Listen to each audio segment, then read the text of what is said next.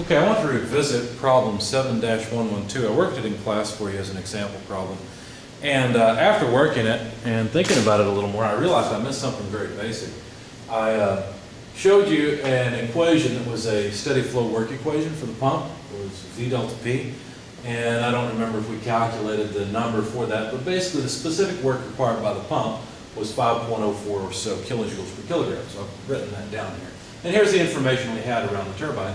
I was trying to also use the steady flow work equations in order to evaluate what was going on with the turbine. That was all well and good. We came up with a number, we came up with a ratio of the turbine power to the pump power of about 429, 430 or so to 1. And I want to revisit it because actually we could have come up with the enthalpy in state 3. And remember I showed you the isentropic steady flow work equation, and we used that assuming that the steam going through the turbine was an ideal gas. And I want to see how close we would come. So anyway, I haven't worked this out ahead of time. I'm just going to go through it and see what happens. But notice I said we could get the enthalpy in state 4, and it wouldn't be too bad because the enthalpy in state 4 would simply be the enthalpy of saturated vapor at 10 kilopascals. So I'm going to go and look it up, find out what we get. And as we go, you may want to follow along so you understand. Let's see, we're looking for the saturated water table in metric units. So let's see, I want the pressure table. That would be page 916. And so at 10 kilopascals, let's see, it looks like the, what do I want? Enthalpy of saturated vapor, Hg, make sure I read the right line off. Yeah, is 2392.1. And that's kilojoules per kilogram. Now, I said in class that the easiest isentropic equation would be that entropy at one state equals entropy at the other. Well, I can actually use that equation. I don't know why it didn't click when I said that, but we could use this because look, the entropy in state 4 would be simply Sg. So let's look that up and write it down. At 10 kilopascals, the entropy Sg, let's see.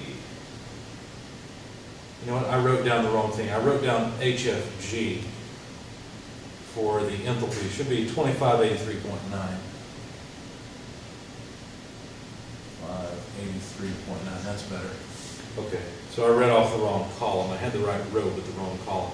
Okay, now back to the entropy. Sg would be 8.1488. And that's kilojoules per kilogram per Kelvin. Okay? So the idea here is that, well, then the entropy at state 3 would be the same. So the entropy at state 3 would also be 8.1488 kilojoules per kilogram per Kelvin if this turbine is completely reversible, right? That's the idea here, if it's isentropic. So let's see what happens. We should be able to now go and figure out the enthalpy in state 3, because now we've got two properties. Now I think I'll have to interpolate. We'll find out in a minute. So now go over to the superheated tables, because the steam coming in should be superheated. Look up 5 megapascals. So that's page 920. At 5 megapascals, an entropy of 8.14 puts us down in the table, let's see, between 7.96 and 8.16 or so. So I will in fact have to interpolate. So notice that this is between, let's see, temperatures are 1,900 degrees Celsius.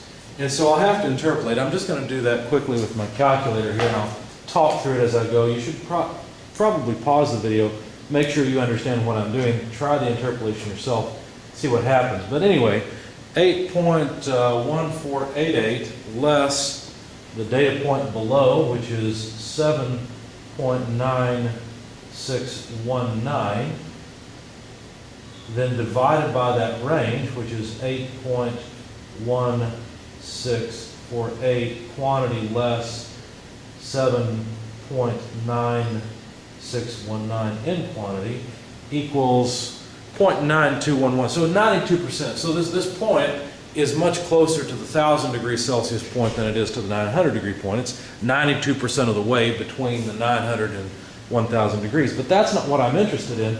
What I really want is the enthalpy in that state, H3. So I'll have to interpolate between the two enthalpies of those two data points. So those two enthalpies are 4,628.3 and 4,380.2. So I'm going to multiply the 92.11% by that range.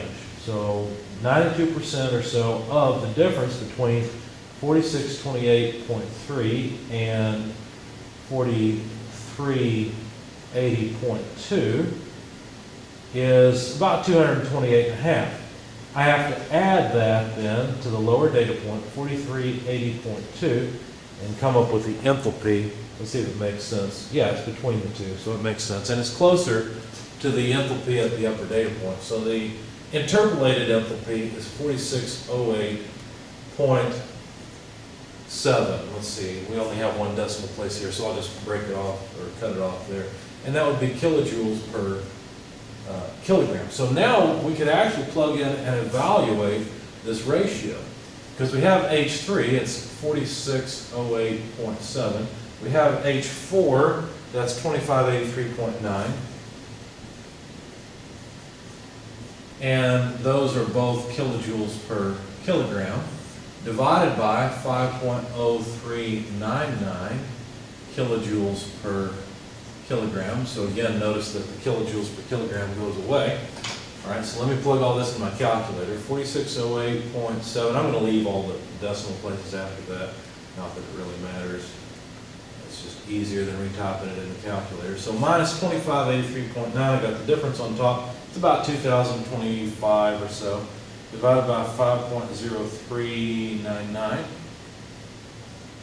Okay, so now I've got 401.8 or so, it's 76. And that's the ratio of the turbine output power to the pump output power. Remember last time what we got was 429. Let's see, I've got the video up over here. Let me fast forward to the end and see what we ended up. We ended up with 429.7 last time. So versus 429.7. Now, why is there a difference between these two? Well, the difference is pretty small between these two. The equation I used before, assuming that the turbine was isentropic and that the steam acted as an ideal gas, was pretty darn good. This is not bad. This is in good agreement with what we've got now. This is more accurate because this is dealing with the actual properties of the steam. Of course, neither one of these are terribly accurate because there's no way that the turbine and pump are going to be isentropic. But the point is that the steam apparently did behave fairly close to an ideal gas, and that's why we got reasonably close here. So there's good agreement. I should have gone this way, though. It's more accurate. It's better than what I did last time. But I thought I'd make this video and correct what I did. I wouldn't say correct. If you had used that method on exams, say, I would agree with you. I would say it was reasonable. This is slightly better because I'm using property information from the table rather than an approximate equation.